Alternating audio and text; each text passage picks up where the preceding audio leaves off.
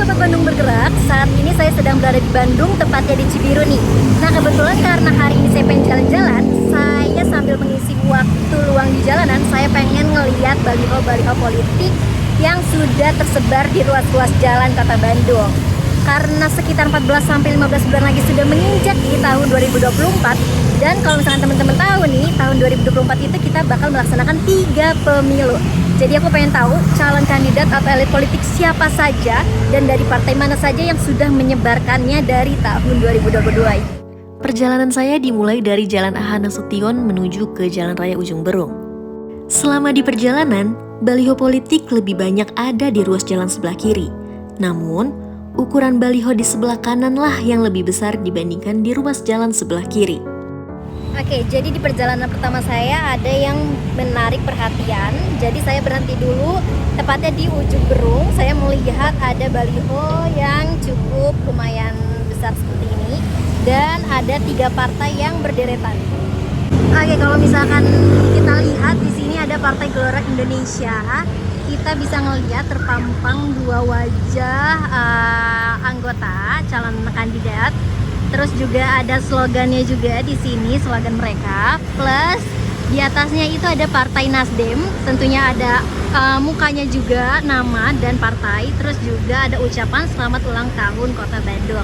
Di atasnya lagi ada Partai PKS, tentunya lagi pasti ada mukanya. Terus juga ada namanya dan ada ucapan selamat datang. Oke, ini di bagian kiri, di bagian kanannya ada yang lebih besar seperti billboard juga. Jadi ini adalah dari Partai Perindo.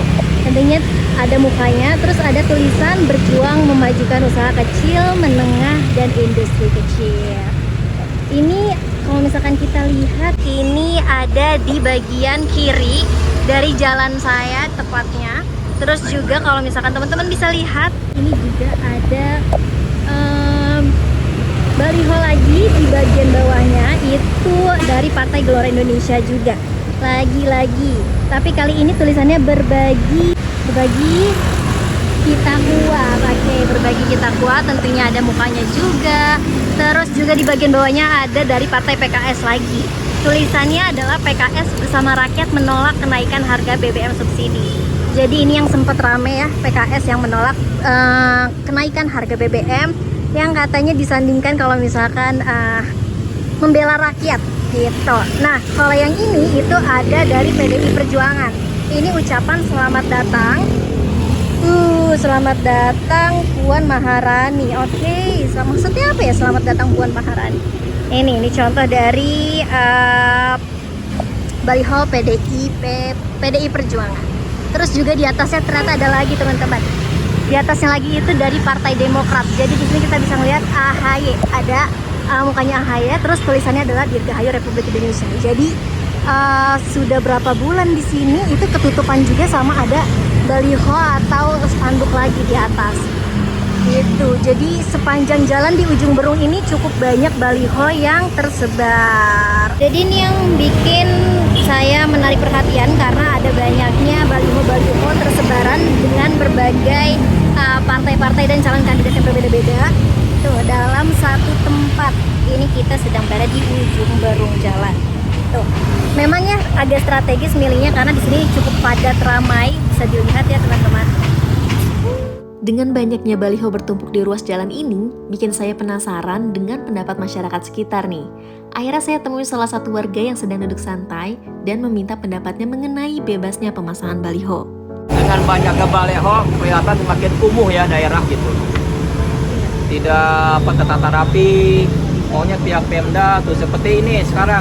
Pohon-pohon yang menutupi jalur-jalur jalan, petunjuk jalan tertutup gitu. Jadi kami mengendara suka tidak melihat jalur karena pelang DLAJR tertutup.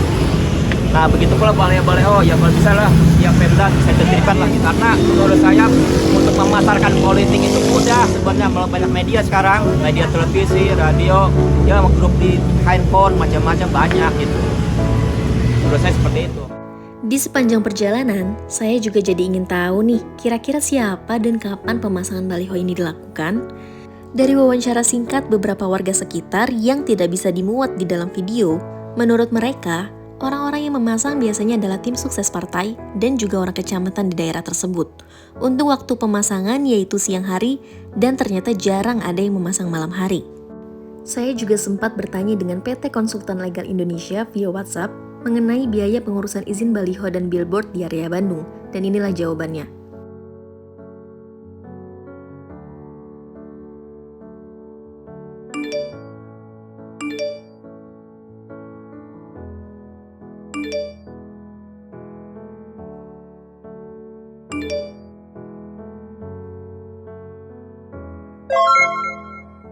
Dari sekian banyak baliho yang tersebar di ruas-ruas jalan ini, ternyata ada beberapa partai yang bilang kalau misalkan memasang baliho ini bukan untuk kampanye 2024.